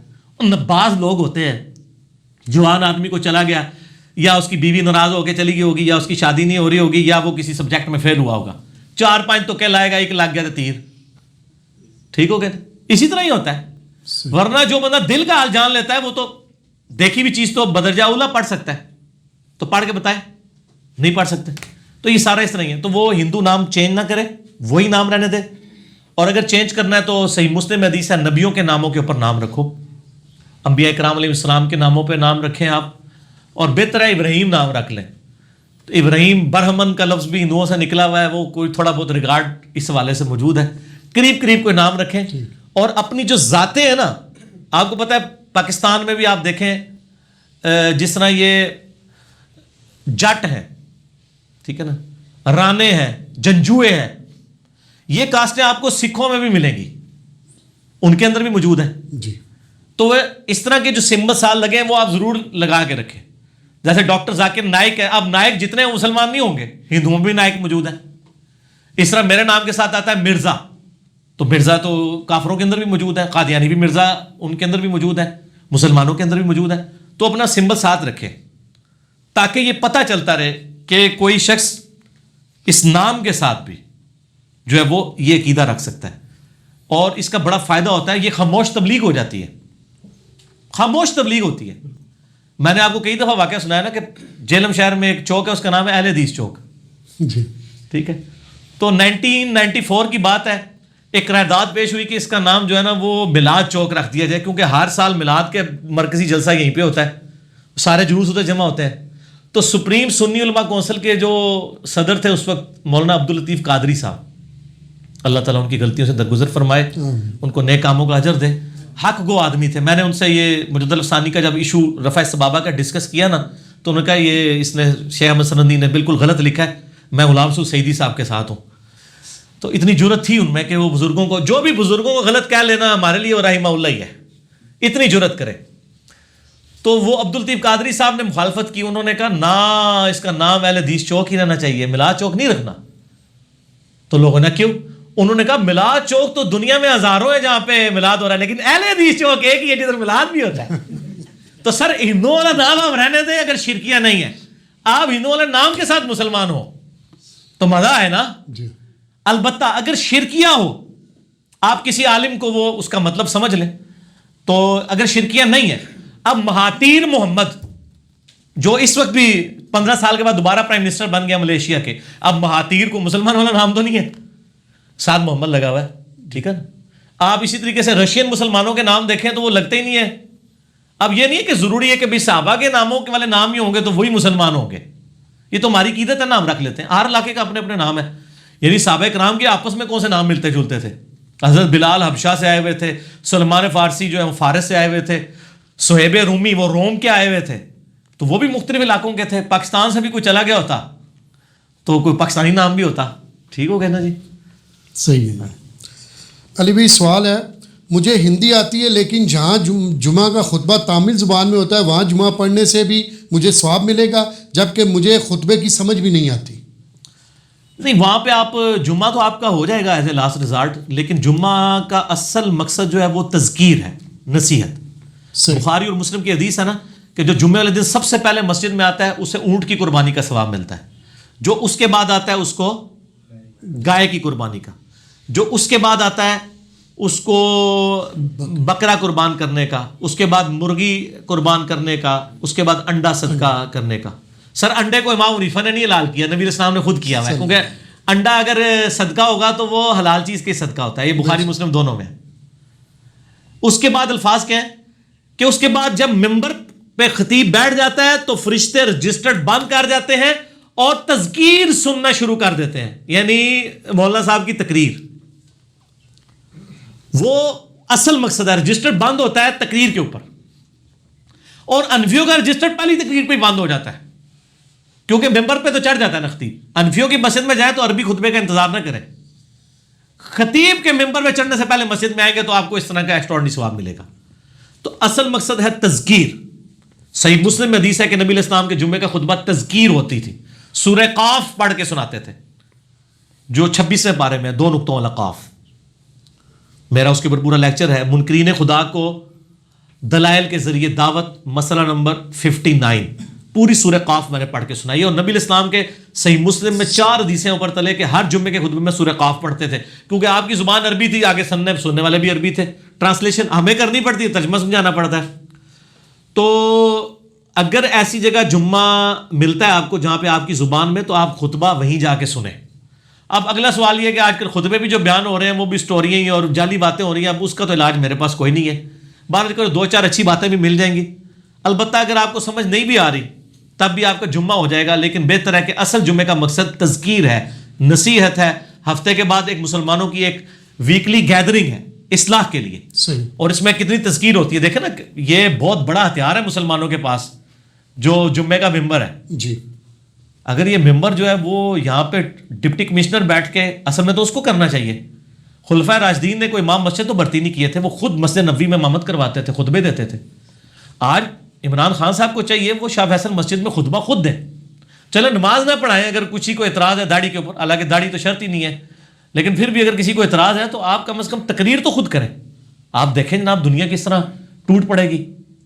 اور گلی گلی میں جامع مسجد نہیں ہونی چاہیے، جامع مسجد ایک ہو ایک علاقے میں. ایران میں ہر سٹی میں ایک جامع مسجد ہے صرف. تہران کے اندر پریزیڈنٹ آف ایران خود خطبہ دیتے ہیں، اور 15 لاکھ کے قریب لوگ جمعہ پڑھ رہے ہوتے ہیں وہاں. سر 15 لاکھ بندہ اگر جمعہ پڑھ رہا ہو پرائم منسٹر کے پیچھے، تو سر وہ پرائم منسٹر اور وہ عوام ایک پیج پہ ہوگی. آج اگر ایران جو ہے وہ امریکہ کو آنکھیں دکھاتا ہے اس لیے کہ ان کی حکومت اور ان کی عوام ایک پیج کے اوپر ہے. ہمارا حکمران بھی آنکھیں دکھا سکتا ہے اگر وہ اور اس کی امام ایک پیج پہ آ جائیں. اس کے لیے آپ کمیونیکیشن کریں. جمعے کے خطبے میں آپ کو چاہیے کہ آپ چیزوں کو بیان کریں. صحیح. ٹھیک ہوگا جی. مغرب کی اذانوں ہیں شروع ہوگی انشاءاللہ. باقی سوالات جو ہیں وہ نماز مغرب کے وقفے کے بعد. ٹھیک ہو. بسم اللہ. ہاں جی جناب, اذان مغرب کے وقفے کے بعد علمی و تحقیقی مجلس نمبر 36 میں 11 نومبر 2018 کو سنڈے کے دن بقیہ کے سوالات کا سلسلہ شروع کرتے ہیں. علی بھائی سوال ہے, ڈاکٹر سے ریگولر علاج کروانے کے باوجود اور مسلسل دوا کھانے کے باوجود میرا وضو ایک نماز کے لیے بھی نہیں رہتا اور ہوا خارج ہو جاتی ہے, میرے لیے کیا حکم ہے؟ دیکھیں مسئلہ نمبر 42 میں نے وضو, غسل, استنجا, تیمم اس کے اوپر ڈیٹیل لیکچر ریکارڈ کروایا ہے, اور میں سب لوگوں کو مشورہ دیتا ہوں چاہے وہ اسلامی بھائی ہیں, اسلامی بہنیں ہیں, جو ینگ ایج کی طرف جا رہے ہیں وہ لیکچر ضرور دیکھیں. اس کے کلپ لاکھوں لوگوں نے دیکھے ہیں. استنجے کا صحیح طریقہ اور قطروں کی بیماری کا مسئلہ لاکھوں لوگوں نے یہ کلپ دیکھا ہے. یہ سارے ایشوز میں نے اس کے اندر بتائے ہیں. ظاہر ہے جب آپ ینگ ایج میں جاتے ہیں تو پھر اس طرح کی بلوغت کے ساتھ چیزیں جڑی ہوئی آپ کو فیس کرنی پڑتی ہیں. اس طرح منی کیا ہوتی ہے, ودی کیا ہوتی ہے, مزی کیا ہوتی ہے, یہ ساری چیزیں میں نے اس میں عورتوں کے جو مخصوص ایام کے حوالے سے بھی کچھ ڈسکشن کی ہے. اس میں نے بتایا تھا صحیح مسلم میں اوپر تلے آپ کو 8-10 حدیثیں مل جائیں گی. ایک صحابیہ تھیں, وہ مستحاضہ تھیں, یعنی استحاضہ کی بیماری, یعنی عورتوں کو پیریڈز کے بعد بھی بعض اوقات خون آتا رہتا ہے, تو اس سے بیماری کہا جاتا ہے. وہ 7 سال تک مریض رہی, تو انہوں نے نبی علیہ السلام سے مسئلہ یعنی پوچھوایا کسی کے ذریعے, تو آپ صلی اللہ علیہ وآلہ وسلم نے فرمایا اس کو کہو کہ ہر نماز کے لیے الگ سے غسل کرے. بس ایک دفعہ جو غسل کر لیا وہ غسل کافی ہو جائے گا اس نماز کے لیے. اب اس دوران اگر اس کا خون بھی نکلتا رہے تو وہ نماز اس میں پوری کر لے. پھر ظاہر اس میں بڑا تردد تھا. پھر آپ نے فرمایا کہ اچھا 3 نمازوں کے لیے غسل کر لے, فجر کے لیے غسل کر لے, زور و اثر کے لیے ایک, اور مغرب اور عشاء کے لیے. سر وہی آگی جمع بین الصلاتین, یہ تو کہنے نا 3 اوقات نماز ہے 3 ہی نے, زور و اثر کٹھی پڑھ لے, مغرب عشاء کٹھی پڑھ لے, اور فجر پڑھ لے. اسی پر قیاس کرتے ہوئے جن لوگوں کو قطرے کی بیماری ہے یا ہوا خارج ہوتی ہے مسلسل, اس میں وہ لوگ شامل ہیں جن کا یہ معاملہ 5 منٹ کے لیے بھی قائم نہ رہے. بعض لوگ ہیں ان کو استنجے کا طریقہ ہی نہیں آتا, وہ کہتے ہیں قطرے نکلتے ہیں. قطرے تو ہر بندے کے نکلتے ہیں استنجے کے بعد, وہ تو آپ نے دوبارہ سے ایک دفعہ پھر وہ سارا آپ میرا کلپ دیکھ لیں, اس کے بعد نہیں نکلیں گے. ہوا خارج ہونے والا بھی اگر معاملہ کسی خاص چیز کے کھانے سے ہوتا ہے, بادی اشیاء سے, یہ سارے چیزیں آپ نے دیکھنی ہے. اس کے باوجود اگر آپ کا وضو نہیں رکتا تو ایک نماز کے لیے ایک وضو کریں. اس دوران اگر آپ کا یہ معاملہ چلتا بھی رہے, آپ نماز پڑھتے رہیں, آپ کی وہ نماز ہو جائے گی. ایک وضو سے آپ 2 نمازیں نہیں پڑھیں گے. اور اگر قطروں والا ایشو ہے تو پھر انڈر ویئر کا بھی استعمال کریں, اور ساتھ کوئی ٹیشو پیپر وغیرہ رکھ لیں, اور وہ پھر آپ پھینک دیں. لیکن اس دوران جو نماز آپ نے پڑھی وہ آپ کی ہو جائے گی. تو یہ کر لیں اس میں. ٹھیک ہو. علی بھائی سوال ہے, کیا صاحب قرآن کا لفظ نبی صلی اللہ علیہ وآلہ وسلم کے لیے بولا جائے گا, یا کسی حافظ قرآن کو بھی صاحب قرآن کہنا جائز ہے؟ جائز ہے. اب نبی علیہ السلام کے بارے میں قرآن میں آیا وَأَنَا أَوَّلُ الْمُسْلِمِينَ, سب سے پہلے میں مسلمان ہوتا ہوں. تو نبی علیہ السلام بھی مسلم ہے. قرآن حکیم میں آیا حضرت عیسیٰ علیہ السلام مسلم تھے, ابراہیم علیہ السلام ہوا سماکم المسلمین من قبل وفی ہذا. تو اب یہ نہیں آپ کہہ سکتے کہ ہم بھی اپنے آپ کو مسلم کہہ سکتے ہیں. صاحب قرآن سے مراد ہے قرآن والا. ٹھیک. جب آپ نبی علیہ السلام کے لیے بولیں گے تو اس کا مطلب ہوگا جن پر قرآن نازل ہوا. ویسے تمام مسلمان اہل قرآن نہیں ہے کیا؟ ہم اہل قرآن بھی ہیں, اہل حدیث بھی ہیں, اہل سنت بھی ہیں, اہل اجماع بھی ہیں. صحیح. ٹھیک ہے. تو صاحب قرآن کا لفظ تو احادیث میں بھی آیا ہے, یعنی سنن ابی داؤد کے اندر مستدرک الحاکم میں موجود ہے صحیح سند کے ساتھ. امام زابی, امام حاکم نے بھی اس کو صحیح کہا ہے. شیخ زبیر علی صاحب نے بھی صحیح کہا کہ قیامت والے دن صاحب قرآن سے کہا جائے گا قرآن پڑھتا جا اور جنت کی منازل طے کرتا جا, سبحان اللہ, اور جہاں تیری آخری آیت ہوگی وہ تیری منزل ہوگی. تو یعنی تقریباً 6,500 کے قریب آیات. یہ 6,666 والی بات جھوٹ ہے سر, یہ عوام میں جو مشہور ہے. قرآن کے 6,666 نہیں ہے, یہ مشہور کر دیا. اس لیے اب ہم علیحدہ سے ایک محفل قرآن بھی کرنے جا رہے ہیں, جیسے محفل میلاد کی تھی, محفل کربلا کی تھی. ایک قرآن سے ریلیٹڈ جتنے سوال ہیں نا بیسک, وہ لوگوں کو پتہ چل جائے. قرآن کتنے عرصے میں نازل ہوا, قرآن حکیم کس زبان میں نازل ہوا. عربی تو سارے کہتے ہیں لیکن سر وہ عربی نہیں ہے, وہ جو آراب کی، پینڈوؤں کی، بادیہ نشین لوگوں کی، عرب کے گاؤں کے لوگوں کی جو عربی لنگوسٹک تھی اس میں نازل ہوا ہے. قرآن کے سپارے بعد میں بنے ہیں، پہلے سورتوں کی ڈویژن تھی، پاروں کی بعد میں ہوئی، منزلیں کتنی ہیں.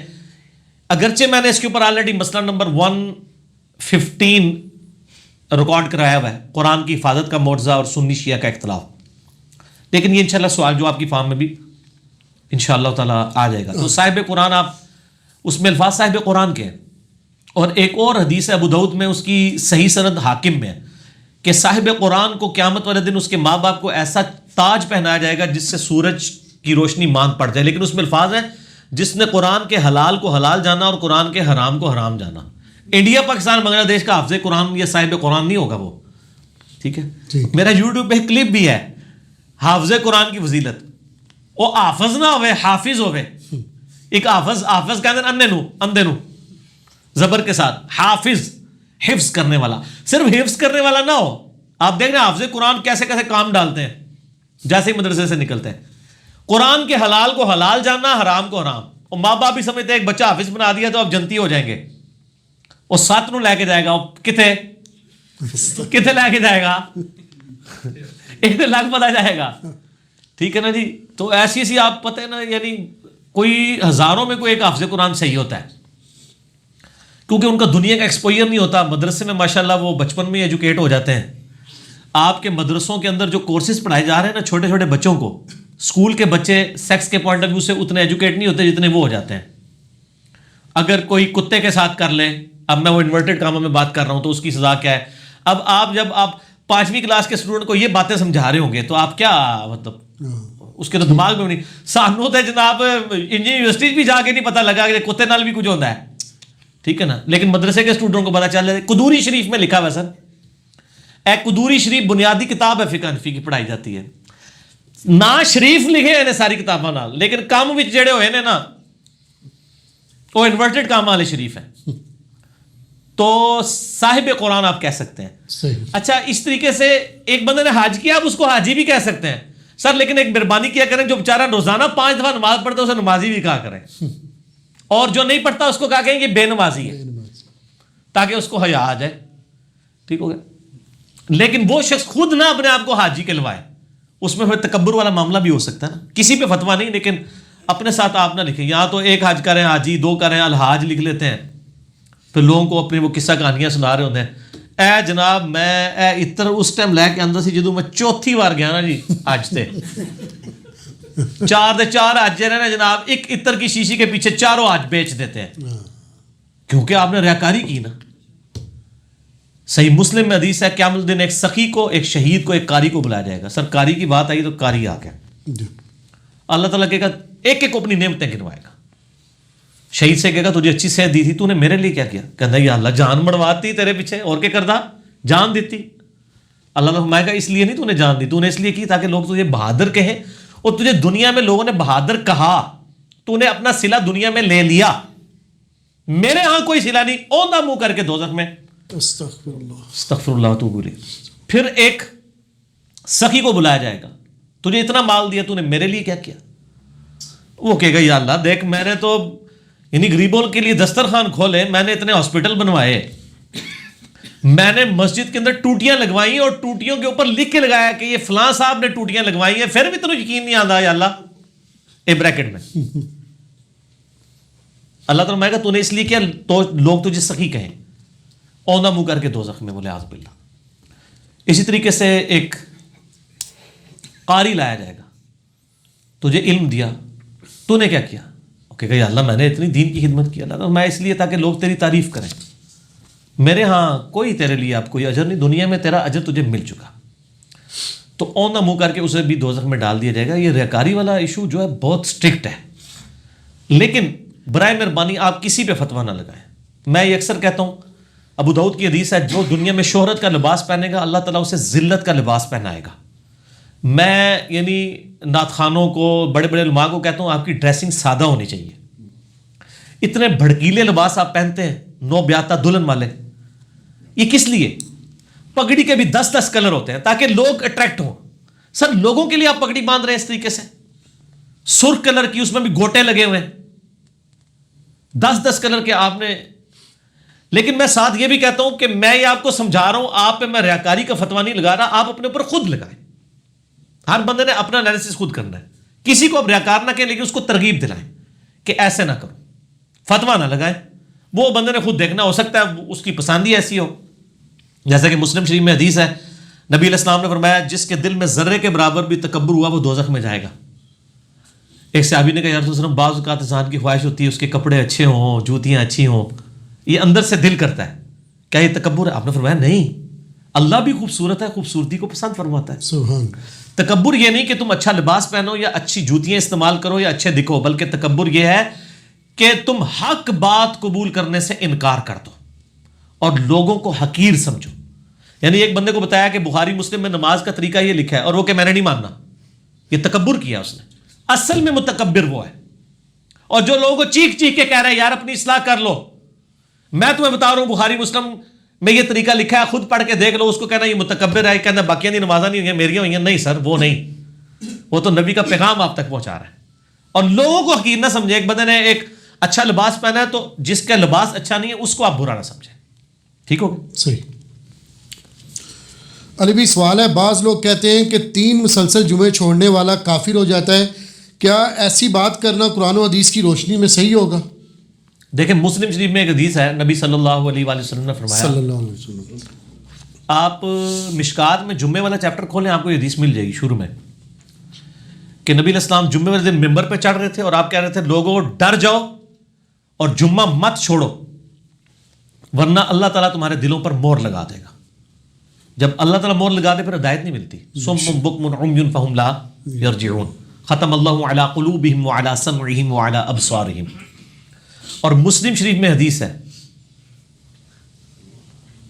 یعنی نبی علیہ السلام نے فرمایا جو لوگ جمعے کے لیے مسجد میں نہیں آتے, یہ جمعے کے بارے میں بھی ہے لادہ سے, میرا دل کرتا ہے میں اپنی جگہ کسی اور کو جمعے کی نماز کے لیے کھڑا کروں ان لوگوں کے گھروں کو آگ لگا کے جو جمعے کے لیے مسجد میں نہیں آتے.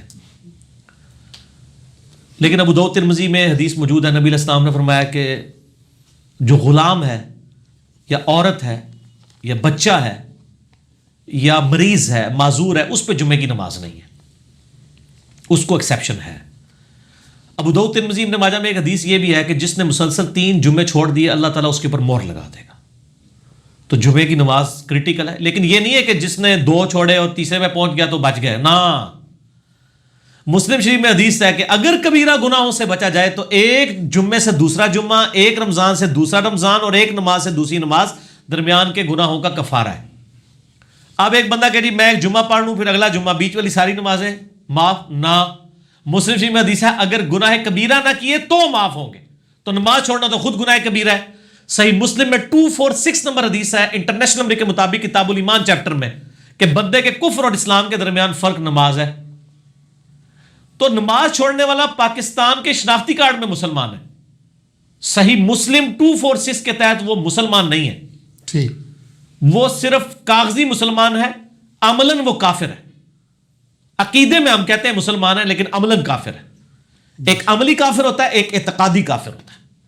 جیسے عملاً مسلمانوں کی اکثریت منافق ہے لیکن عقیدے میں منافق نہیں ہے. عقیدے میں تو منافق ہوتا تھا جو اندر سے یہودی ہوتا تھا یا کوئی اور مذہب کا اور اوپر سے کلمہ پڑھ لے. ہمارے مسلمان جو ہیں وہ عملاً ان میں سے اکثر لوگ منافق ہیں. جو بخاری مسلم میں حدیث ہے منافق کی 4 نشانیاں, بات کرے گا جھوٹ بولے گا, صحیح, امانت رکھی جائے گی خیانت کرے گا, معاملہ اگر ہوگا تو گالی گلوچ کے اوپر اتر آئے گا. تو یہ تو اکثر مسلمان کر رہے ہیں. تو عملاً تو منافق ہیں, عقیدے میں وہ مسلمان ہے. یہاں پہ بھی نماز چھوڑنے والا عملاً کافر ہے, عقیدے میں آپ اس کو ایک یعنی مر جائے گا تو جنازہ بھی پڑھ دیں گے, کفن شفن بھی دے دیں گے, باقی تو انشاءاللہ پتہ نہیں لگے گا, لگ پتہ جائے گا انشاءاللہ تعالی. ٹھیک ہے, وَلِيَعُوذُ بِاللَّهِ تَعَالَى اللہم اجرنا من النار اللہم اجرنا من النار. آمین ثم آمین. علی بھی سوال ہے, جوڑے آسمانوں پر بنتے ہیں, اس سے متعلق قرآن و حدیث کی کیا تعلیمات ہیں؟ دیکھیں جی, جوڑے آسمانوں پہ بننے کا صرف ایشو نہیں ہے بلکہ سب کچھ ہی آسمانوں پہ ہی ہو رہا ہے. تقدیر کے اندر تو اللہ تعالیٰ نے اپنے ڈیوائن وزڈم سے چیزیں لکھ دی ہوئی ہیں. ٹھیک, البتہ ظاہر ہے کہ اس کی ایگزیکیوشن دنیا میں ہوتی ہے, لیکن اس کا یہ مطلب نہیں ہے کہ آپ نے جو ہے وہ دنیاوی طور پہ نہیں چیزوں کو دیکھنا. لوگ جو ہے وہ شادی کے اوپر استخارے بھی کرواتے پھر رہے ہوتے ہیں. استخارہ تو بالکل اینڈ والی چیز ہے. استخارہ تو اللہ سے مشورہ ہے, بندوں سے بھی مشورہ کرنا ہے. نبی علیہ السلام نبیوں کے صحابہ سے مشورہ کرتے تھے. استخارے پہ نہیں سب کچھ چیزوں کو چھوڑ دیا ہوا تھا. دنیاوی طور پہ آپ نے رشتہ کرتے وقت دیکھنا ہے کہ معاملات کیسے ہیں. وہ مسلم شریف میں 4 چیزیں بتائی گئی ہیں کہ عورت سے 4 وجہ کی وجہ سے لوگ شادی کرتے ہیں. اس کی خوبصورتی کی وجہ سے, اس کی مال کی وجہ سے, اس کی حسب و نسب کی وجہ سے, اس کی دینداری کی وجہ سے. پھر آپ نے فرمایا کہ اللہ کے بندو دینداری کو دیکھا کرو. ٹھیک ہو گیا؟ تو ان چیزوں کو دیکھنا چاہیے. باقی اگر کسی کی قسمت میں کوئی مسئلہ لکھا ہے تو وہ تو آپ دیکھ لیں. حضرت نوح علیہ السلام اور لوط علیہ السلام 2 پیغمبر ہیں. سورہ تحریم کا آخری رکوع پڑھ کے دیکھ لیں, ان کی بیویاں بھی کافرہ نکلی ہیں. وہ ایک علیحدہ معاملہ ہے. اپنی طرف سے کوشش کریں. باقی تقدیر میں جو کچھ لکھا ہے وہ اللہ نے اپنے علم سے لکھا ہوا ہے, مستقبل میں ہونے والا, نہ کہ ہمیں اس تقدیر کا پابند کیا ہوا ہے. بلکہ جو کچھ ہونا تھا وہ اللہ کے علم میں پہلے سے تھا, نہ یہ کہ اس نے پابند کیا کہ ہم یہ کریں. جی البتہ جب ہو جائے نا, پھر آپ یہ کہہ سکتے ہیں کہ میرے نصیب میں یہ لکھا تھا. ایک بندہ پیپر دینے کے لیے اسکول ہی نہیں جاتا اور فیل ہو جاتا ہے, پھر کہ جی میری قسمت میں ہی لکھا تھا. وہ تو خود ہی نہیں گیا, خالی پیپر دیا ہے, فیل آیا ہے. ٹھیک ہے, تو قسمت میں یہ لکھا تھا کہ اگر خالی پیپر دے گا تو فیل ہی ہوئے گا, اور اگر پریائے دے گا تو پاس ہو جائے گا. یہ بھی لکھا سی قسمت, تو اسی وہ اڈاپٹ کر لیا. ٹھیک ہو گیا. باقی دعا کی تو امپورٹنس ہے. صحیح مسلم میں حدیث ہے, جو شخص یہ چاہے کہ اس کی عمر دراز کر دی جائے اور اس کے رزق میں برکت ہو تو وہ اپنے رشتہ داروں سے صلہ رحمی کرے.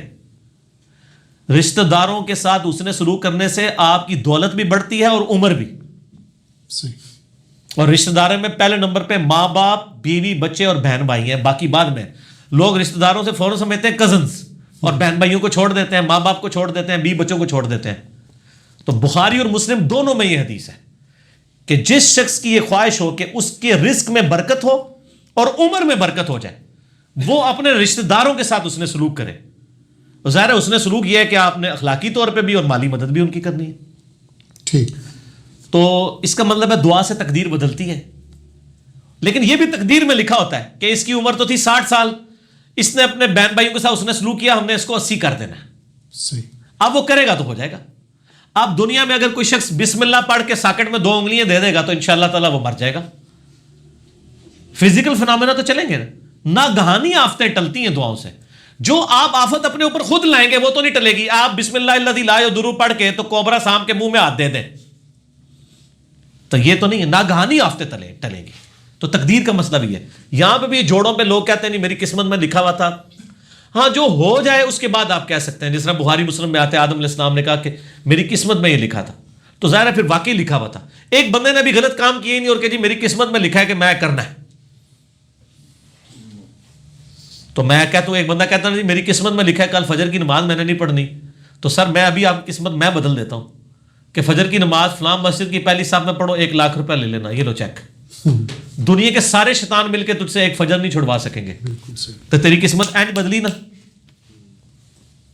ٹھیک ہے نا. اور تقدیر کے اوپر مسئلہ نمبر 104 ABC 3 میرے لیکچر ہے, میں نے ڈیٹیل کے ساتھ اس میں بتایا کہ بدقسمتی انسان خود کماتا ہے. اور سورہ طٰہٰ کے اندر بھی ایک آیت آتی ہے, اب یہ کریٹیکل ٹاپک ہے تو میں وہ آیت چاہ رہا ہوں یہاں پہ کوٹ کر دوں, بالکل اینڈ کے اوپر جاتی ہے. اللہ نے فرمایا بدبخت کون ہوتا ہے؟ وہ ہوتا ہے جو اپنی بدبختی خود کماتا ہے. سورہ طٰہٰ کی آیت نمبر ہے 123. یہ اب انگریزی عربی میں بعض کا میں 2 کو 3 پڑھ جاتا ہوں, وہ اس طرح جڑا ہوا لکھا ہوتا ہے چھوٹا سا. اس میں ہے کہ آدم علیہ السلام کو جب اللہ تعالیٰ نے زمین پہ اتارا تو کہا قال اهبطوا منها جميعا, ہم نے کہا کہ اب تم دونوں زمین پر اتر جاؤ, بعضکم لبعض عدو, تم میں سے بعض کا دشمن ہوگا. فاما یاتینکم منی ہدی, اب جب کبھی کوئی ہدایت کی بات میری طرف سے تمہارے پاس آئے گی, یعنی نبیوں کے ذریعے کتابیں, فمن اتبع ہدایا, جو کوئی ہدایت کی پیروی کرے گا, فلا یضل ولا یشقی, جو کتابوں کی پیروی کرے گا نہ گمراہ ہوگا نہ بدبخت ہوگا. قرآن کی پیروی کرنے والا بدبخت نہیں ہوتا. سبحان اللہ. قرآن کہہ رہا ہے سورہ طٰہٰ آیت نمبر 123, جو نبیوں پر اتری ہوئی کتابوں کی پیروی کرے گا لا یضل ولا یشقی. ٹھیک ہے جی, نہ وہ گمراہ ہوگا اور نہ شکی ہوگا. کیوں؟ بدبختی انسان خود کماتا ہے. وہ چیز شیطان نے مسجد میں نہیں جانے دیا. میں کہتا ہوں آج اناؤنسمنٹ ہو کہ مسجد میں نماز فی نماز کے اوپر 10,000 روپے گورنمنٹ دے گی, شیطان کا پیو بھی نہیں کچھ کر سکتا. اور اس کا سائملٹینیس کنٹراسٹ ہے, اگر ایک نماز چھوڑنے پر اللہ تعالیٰ کی طرف سے دنیا میں ہی عذاب آنا شروع ہو جائے تو کوئی شخص بھی نماز سے غافل نہیں ہوگا. اگر انسان مسجد کی طرف نہ جائے تو اس کے پاؤں پہ اسی وقت فالج گرے تو اگلی نماز کے لیے تو کہے گا یا اللہ ایک بار میری ٹانگیں ٹھیک کر دے, میں پہلے ہی جا کے مسیتی پہ جاؤں گا. تو دنیا کو اللہ نے فزیکل چیزوں کے ساتھ جوڑا ہوا ہے, آخرت چونکہ ادھار ہے, چھپی ہوئی ہے, اس لیے انسان جو ہے اس معاملے میں سستی کر جاتا ہے. ٹھیک ہو گیا. ٹھیک.